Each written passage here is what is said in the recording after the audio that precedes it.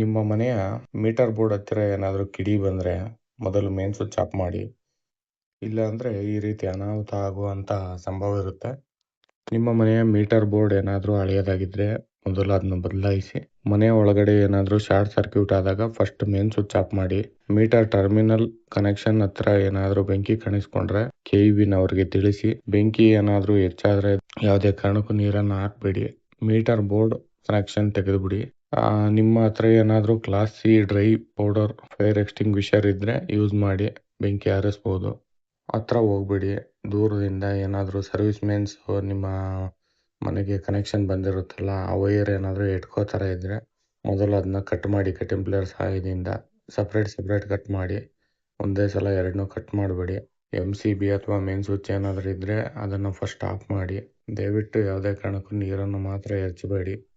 Plastic item melt ಆಗಿ ಮೈ ಮೇಲೆ ಬೀಳೋವಂಥ ಅಥವಾ ಸಿಡಿಯುವಂಥ ಸಂಭವ ಇರುತ್ತೆ. ಆದಷ್ಟು ದೂರ ಇದ್ದರೆ ಒಳ್ಳೆಯದು. ಆಮೇಲೆ ಮೀಟ್ರ್ ಬೋರ್ಡ್ನ ಹೊರಗಡೆ ಹಾಕ್ಸೋದು ಒಳ್ಳೆಯದು. ಮನೆಯಿಂದ ಆಚೆ ಇದ್ದರೆ ತುಂಬ ಒಳ್ಳೆಯದು. ವೈರಿಂಗ್ ಮಾಡಿಸ್ಬೇಕಾದ್ರೆ ಪ್ಲಾನ್ ಮಾಡಿ ಹೊರಗಡೆ ಮೀಟ್ರ್ ಬೋರ್ಡು ನಮ್ಮ ಡಿಪಾರ್ಟ್ಮೆಂಟಿಂದ ಕೆಲವೊಂದು ಸಲ ಮೀಟರ್ ಬೋರ್ಡ್ಗಳನ್ನ ಆಚೆ ಹಾಕಕ್ಕೆ ಬರ್ತಾರೆ.